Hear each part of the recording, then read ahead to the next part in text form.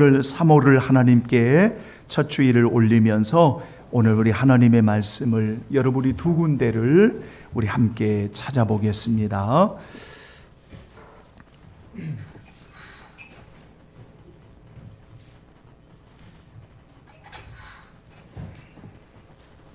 먼저 우리 구약 성경 신명기 제12장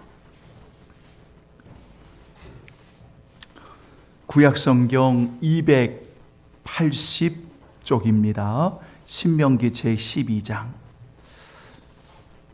여러분 1절로 14절까지 오늘 시간이 주어진다면 여러분들이 꼭 한번 읽어주셨으면 감사하겠고요.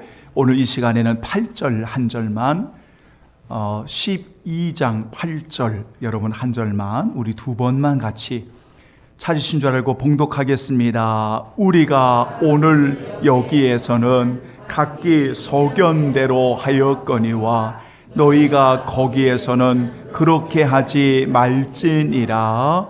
우리가 오늘 여기에서는 각기 소견대로 하였거니와 너희가 거기에서는 그렇게 하지 말지니라. 아멘. 자, 이렇게 두고요. 에베소서 5장 신약성경 여러분 신약성경에서 우리 한 번 더 보시겠습니다. 신약성경 314쪽입니다.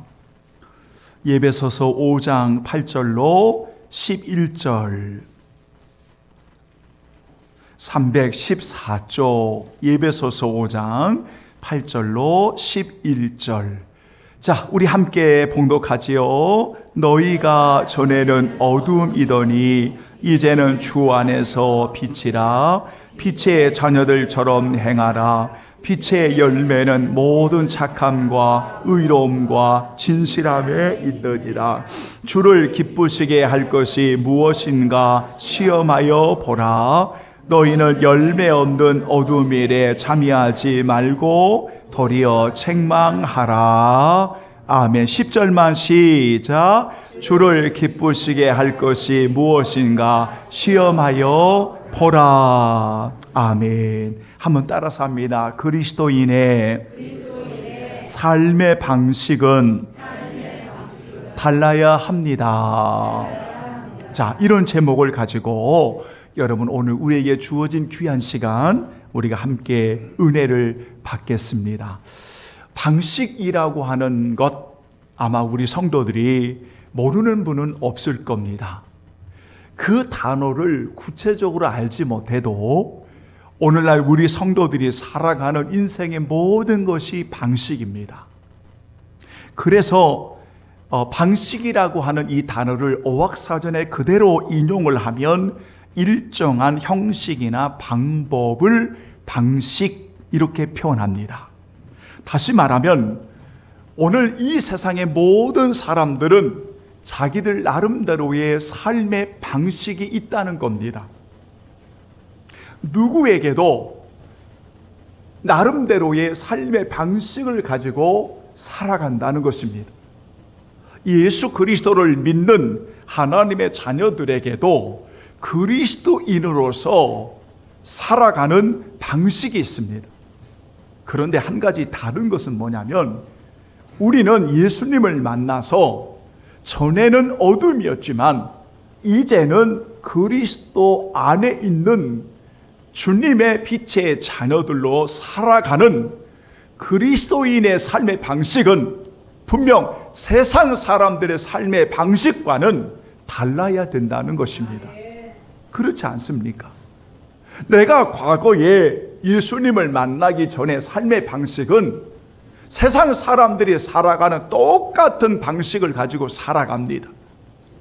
그러나 예수님을 만나서 우리가 빛의 자녀가 되었으면 우리의 삶의 방식이 하나님의 말씀 가운데 하나님의 뜻을 따라 살아가는 자녀의 방식으로 되어야 하지 않겠습니까?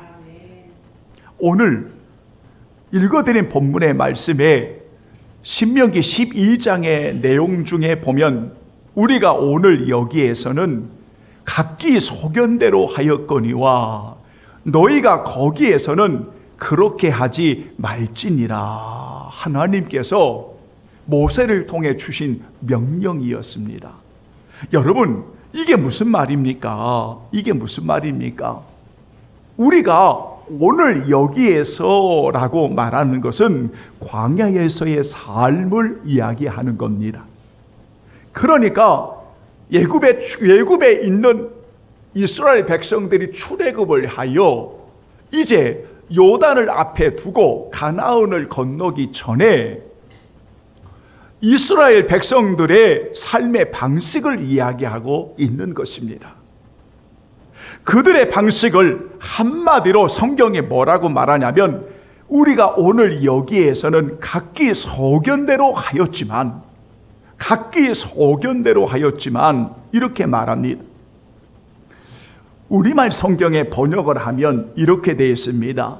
너희는 우리가 여기서 우리 마음에 맞는 대로 행하는 그 모든 것들이라고 표현이 되어 있습니다. 다시 말하면 너희들 입맛대로 살았지 않냐?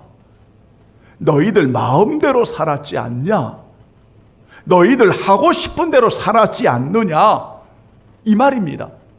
그러니까 너희들 마음에 맞는 대로 행하며 살았고 여기까지 왔지 않느냐? 이렇게 말하는 것입니다. 그런데 각기 소견대로 하였거니와 너희가 거기에서라고 말하는 것은 요단을 건너 가나안 땅에 하나님이 약속해 주시는 그 땅에 들어가면 이제 너희들 마음대로 살아서는 안 돼. 너희들 마음에 맞는 대로 살아서는 안 돼. 너희들이 하고 싶은 대로 살아서는 안 돼. 왜?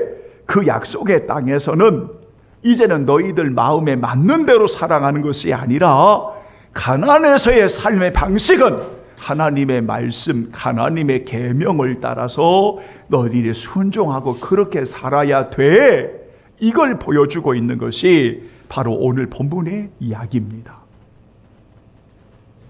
성도 여러분, 우리는 잘 들으셔야 됩니다. 그러니까 광야에서 너희들이 그토록 원망하고 불평하고 불순종하고 말씀에 거역하고 우상을 숭배하고 그리고 그렇게 살아왔던 너희들 마음껏 마음대로 마음 먹은 대로 입맛대로 살아왔던 이제 그것은 이제 요단을 건널 때 다 요단 강물에 다 집어넣는 거야. 이제는 다 집어넣는 거야. 그리고 거기에서 살 때는 이제 하나님이 평생 너희들에게 주시는 말씀을 따라서 오늘 너희들이 살아야 돼. 하나님의 뜻대로 살아야 돼. 거기서는 그렇게 하지 말아야 돼.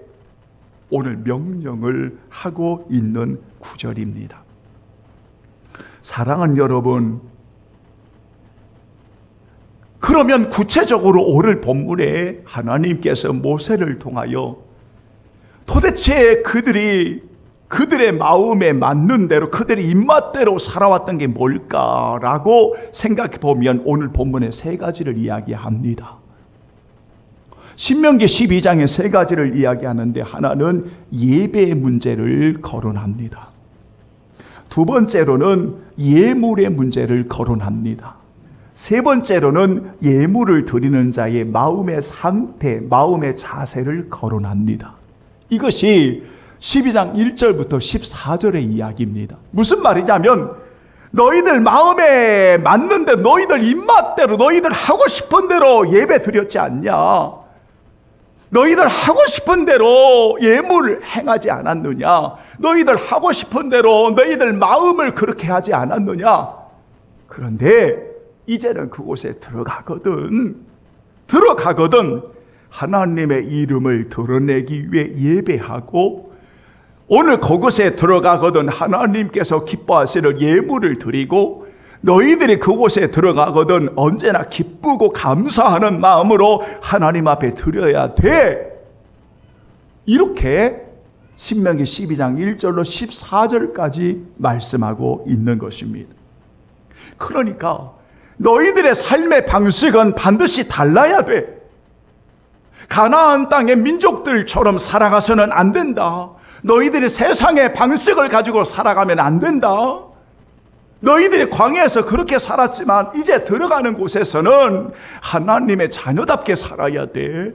하나님의 말씀에 순종하며 살아야 돼. 이렇게 하나님 앞에 예배하고, 이렇게 하나님 앞에 예물 드리고, 이렇게 하나님 앞에 기쁘고 감사하는 마음으로 너희들 그렇게 드리며 살아야 돼. 오늘 본문의 이야기가 바로 그 이야기입니다. 여러분, 그 이야기입니다. 한마디로 말하면 하나님을 믿는 자녀들의 삶의 방식은 세상과 같지 않다는 것입니다. 삶의 방식을 그렇게 살아서는 안 된다는 것입니다. 그리스도인으로서 삶의 방식이 정말 분명하셔야 됩니다. 삶의 방식이 정말 아름다우셔야 됩니다. 사랑하는 성도 여러분, 오늘 본문에 이것을 우리에게 말씀하고 있습니다. 거기서는 분명 달라져야 돼. 성도 여러분, 오늘 여러분의 예배의 모습은 어떻습니까? 여러분이 광야에서 예배의 모습은 어떻습니까? 너희들 거기에 들어가서는 하나님의 이름을 드러내고 하나님께 영광을 돌리도록 하나님이 정해주시는 임재하시는 그 처소에서 하나님 앞에 너희들이 이렇게 예배 드려야 돼.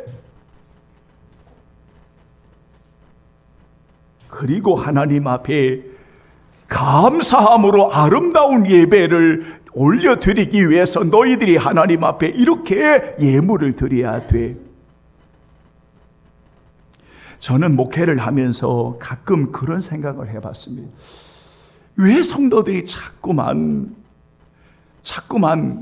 봐야 할 것을 제대로 보지 못하고 자꾸만 봐서는 안 되는 것들을 집중하는가? 예를 들면 저는 과거에 이런 설교를 들을 때 굉장히 물음표를 한번 붙인 적이 있었습니다. 아벨과 가인의 이야기를 하면서 아주 오래전의 이야기입니다.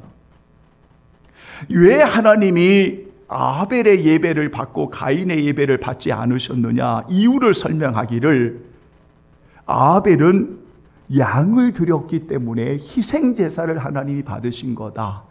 가인은 농사를 지었기 때문에 받지 않으신 거다.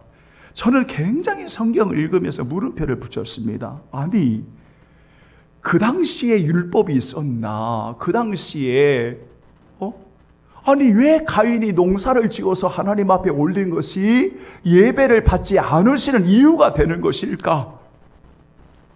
왜 아벨은 양을 바쳤기 때문에 하나님이 받으시고 가인은 농사를 짓는 것을 바쳤기 때문에 받지 않으신다. 왜 이렇게 설교를 하는 것일까? 라고 제가 의문을 품었던 적이 있었습니다. 그래서 주석을 찾아보기 시작하고 성경을 계속 읽어보기 시작하고 관점의 차이다. 보는 것을 어디에 보느냐? 성경은 여러분, 하나님은 양이냐 농사냐 이걸 이야기하는 것이 아닙니다. 이걸 이야기하는 것이 아닙니다. 양을 드리는 아벨의 그 마음, 농사를 지어 올리는 가인의 그 마음을 하나님이 보시는 겁니다. 그러니까 하나님이 보시는 관점은 어디냐면 아벨입니다. 그리고 가인입니다. 그런데 가인의 마음에는 하나님을 향하는 선한 마음이 없습니다. 선한 마음이 없습니다. 그러나 아벨은 하나님 앞에 올리는 그 마음이 아름답습니다. 그래서 성경에 아벨과 그의 예물을 받으시고, 그래서 언제나 어디에 관점이 가야 하느냐면 아벨입니다. 오늘 예배하는 성도들이 여러분이 주의 날 이곳까지 오신 것 정말 환영하고 감사하고 하나님께 영광 돌립니다. 그런데 오늘 하나님이 보실 때에 뭐를 보시겠습니까? 여러분의 그 하나님을 향하는 우리 성도들의 그 마음의 중심을 하나님이 보시는 겁니다.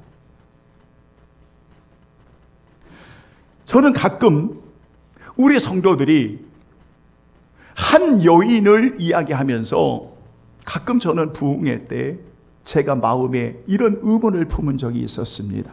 제가 오늘 의문을 품은 이야기를 합니다.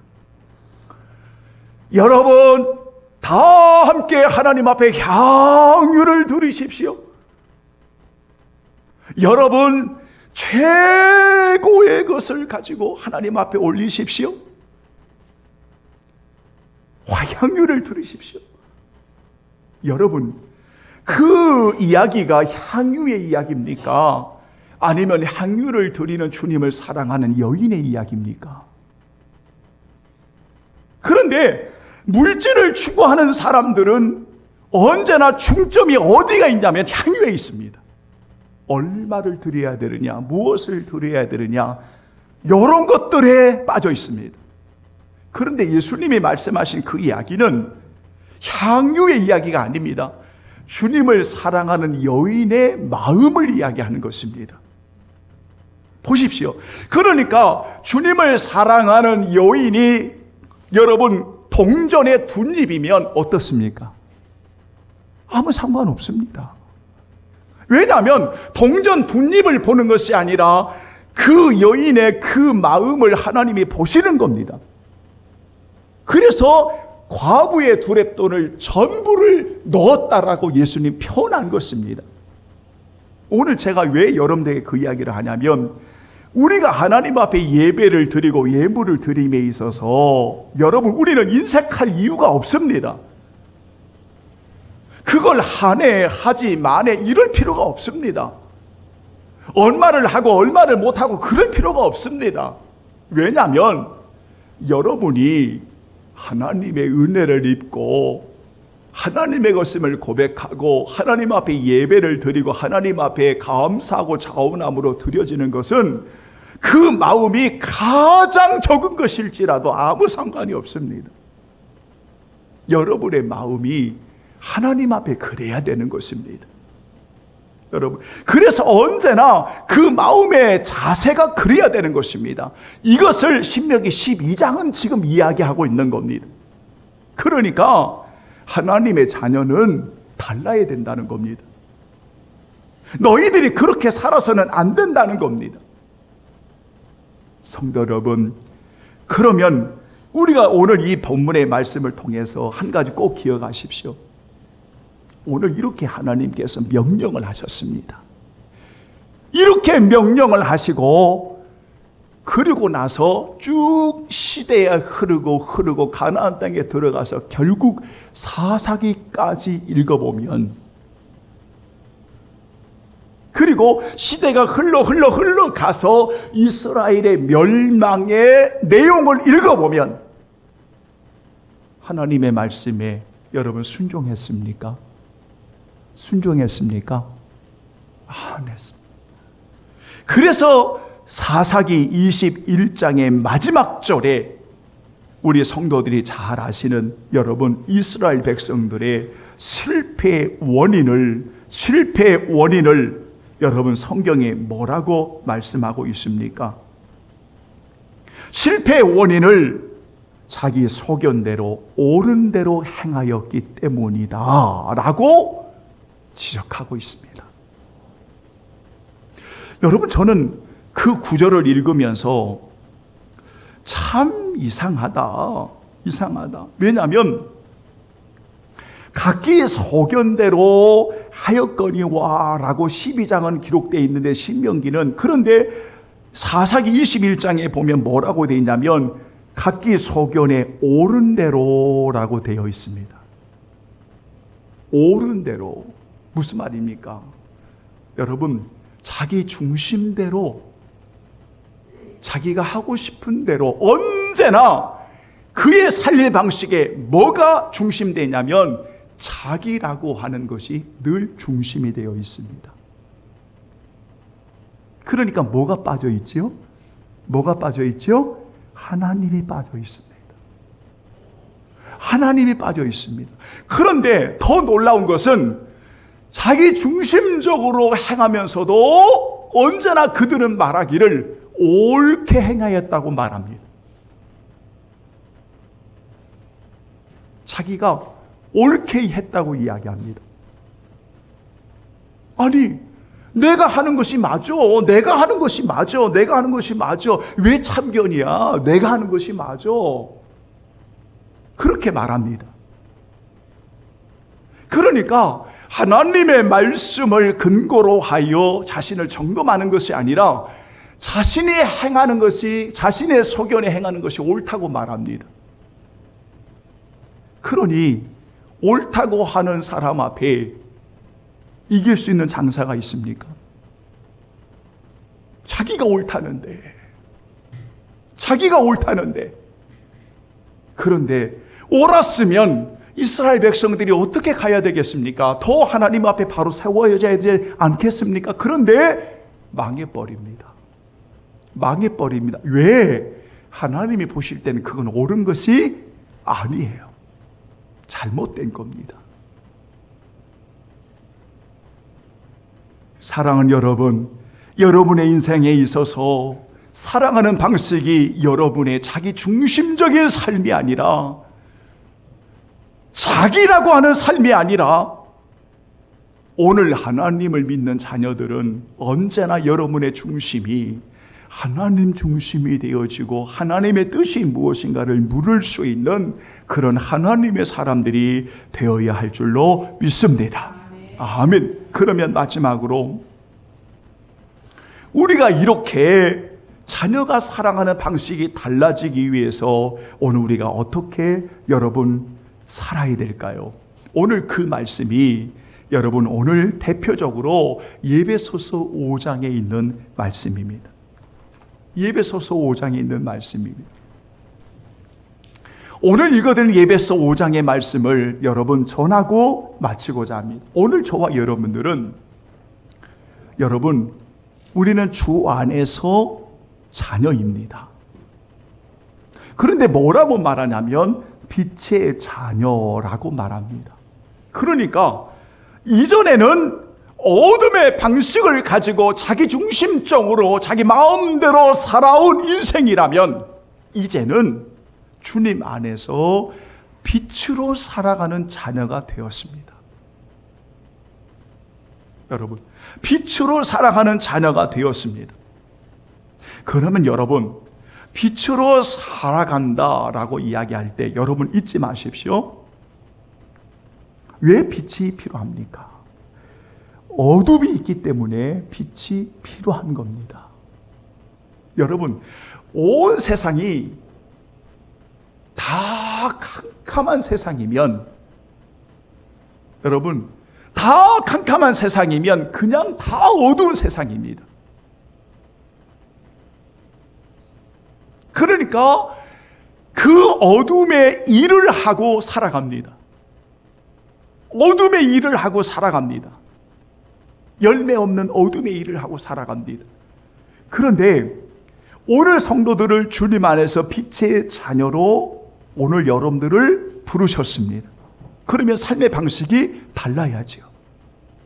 어둠의 일을 가지고 살아가는 방식이 아니라 이제는 주님 안에서 빛의 방식을 가지고 그 어둠을 비추며 살아가야 되겠지요.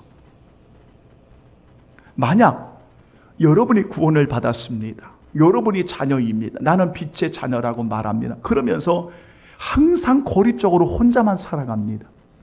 빛의 자녀라고 이야기하면서 저 산속에 들어가서 움막 짓고 살아갑니다. 혼자 고립적으로 자신이 잘 믿는 것처럼 이야기하면서 살아갑니다. 그런데 우리가 사는 어둠의 세상에서 빛이 되지 못합니다. 우리가 세상에 살아가는 데서 소금이 되지 못합니다. 우리가 살아가는 어둠의 세상에서 여러분 등불이 되지 못합니다. 여러분, 그 빛의 역할이 무슨 의미가 있습니까? 분명 빛의 자녀인 건 맞습니다. 여러분이 구원받았다면 구원받은 하나님의 자녀인 것은 뭐라고 해도 그건 맞습니다. 그런데 여러분들에게 주님이 원하시는 게 뭘까요? 이 세상에서 빛의 자녀로 달라지는 인생을 살아가기를 원하시는 겁니다. 그게 바로 증인된 삶인 것입니다. 그러니까 성도의 삶은 우리가 자녀로서 이 세상에 우리가 소금이 되고 이 세상에 빛이 되고 이 세상에 열매가 되어서 어둠의 등불이 되어지는 삶의 방식을 가지고 오늘 우리 하나님의 자녀들이 살아가게 되는 것입니다. 그래서 여러분, 우리는 다름이라고 하는 달라지는 인생을 살아가지만 결코 나 혼자 고립적으로 살아가는 인생이 아니라 달라지는 인생을 어둠에 있는 세상에 비추기 위해서, 맛을 잃어가는 세상에 맛을 주기 위해서 그리스도의 이름으로 예배자로 그리스도의 영광을 위해 살아가도록 오늘 우리를 보내셨다고 하는 것, 그게 바로 사명인 것입니다. 그러므로 성도는 그리스도인의 삶의 방식은 달라야 하지만 그 다름을 통해서 여러분이 홀로 사는 고립적인 사람들이 아니라 우리가 어두워진 이 세상에 달라지는 하나님의 성도들이, 빛의 자녀들이 들어가는 것에 작은 촛불이 되는 것입니다. 그래서 삶의 증인이 되는 것입니다. 사명자가 되는 것입니다. 오늘은 3.1절입니다. 3월 3일은 보통 3.1절 기념 예배로 많이들 드립니다. 저는 여러분, 1919년 이후에 한국 교회는 성도들이 그저 많지가 않았습니다. 전체 인구의 아주 소수의 인구였습니다. 그러나 그때는 나라를 이끌 수 있는 힘이 있는 그리스도인들이 많았습니다. 그래서 세상은 교회를 향해 희망이 있는 곳이라고 이야기했습니다. 그리고 나서 거의 100년의 세월이 흐르고 1919년 이후니까 거의 한 8, 90년, 100년의 세월이 흘러가면서 오늘 이 세상은 한국 교회를 보면서 희망이 있다고 말하지 않습니다. 많은 사람들이 존재하지만 오늘 한국 교회에 희망을 보겠느냐? 세상은 그렇게 보지 않습니다. 성도들은 희망이 있다고 말합니다. 왜요? 기독교회는 유일한 그리스도를 믿는 하나님의 자녀니까라고 말합니다. 저는 그 말이 틀렸다는 게 아니라 이제는 바꾸셔야 됩니다. 소수의 민족이 그리스도인이 있던 이 대한민국을 품을 수 있었던 것은 그들의 삶을 통하여 이 세상에 그리스도의 이름을 드러내는 하나님의 사람들이 많았었습니다. 그렇다면 오늘 이 시대에 소망이 없다고 말하는 이 시대에 오늘 여러분이 소망이지 않습니까? 주님을 믿는 여러분들이, 달라진 여러분들이 나아가는 이 세상에 오늘 여러분들이 등불이지 않습니까? 빛의 자녀들이지 않습니까? 성도 여러분, 그래서 오늘 우리가 달라지는 인생을 살아가기 위해서 오늘 저와 여러분을 하나님께서 사명자로, 주의 증인으로 오늘 이 세상에 보내셨다는 것을 꼭 기억하고 살아가는 여러분, 작은 촛불이어도 괜찮습니다. 우리는 굉장한 밝은 빛을 비추는 조명이 아니어도 상관없습니다. 그저 내 주변에 작은 촛불이라도 밝힐 수 있다면 오늘 하나님이 영광을 받으시지 않으시겠습니까? 그래서 여러분, 이런 사명을 가지고 여러분 달라지는 인생으로 매일매일 여러분 기억하며 살아가십시오. 오늘도 주님이 기뻐하시는 것이 무엇일까? 여러분, 달라지는 인생을 살아가는 그리스도인들은 항상 이 질문을 합니다. 오늘도 나의 주님이 기뻐하시는 일이 무엇일까? 무엇일까? 우리에게 주어진 소중한 인생, 여러분 분명히 어둠이었던 인생을 오늘 빛의 자녀로 주님이 우리를 불러주셨으니 열매도 없는 어둠의 일에 참여하지 말고 정말 우리가 달라진 인생으로서 여러분 이 세상에 오늘 여러분이 빛의 자녀로 살아가는 것, 세상은 교회에 소망이 없다고 말하지만 아닙니다. 교회만이 유일한 소망을 줄 수가 있습니다. 왜냐하면 예수님만이 우리의 영원한 소망이기 때문입니다. 여러분들을 보내서 오늘 그 사명을 맡겨주신 것입니다.